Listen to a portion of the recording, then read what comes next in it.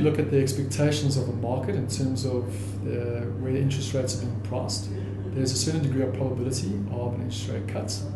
However, that's on the short end. I think if you looked more towards the long end, 5 years and post that, obviously the yield curve starts ticking up ever so slightly. Hence, with that bottom end or that short end coming down, the bond prices do get propped up. Those bonds that are maturity are on the short end. The BISA index has performed about 12.5% this year.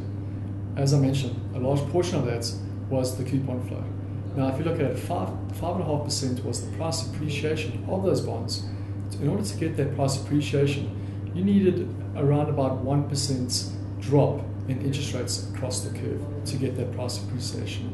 Now, going forward, obviously you might not be able to get that price appreciation next year, obviously with interest rates being called by the MPC. However, you still benefit from that 7.5% coupon. So even though you think that we reached the bottom of our interest rate cycle, why should I move into bonds if interest rates are only going to go up? My bond price is only going to go down. Well, as I mentioned, you're still getting that yield of 7.5% coming through in that ETF. At the moment in South Africa, we have about 33 ETFs.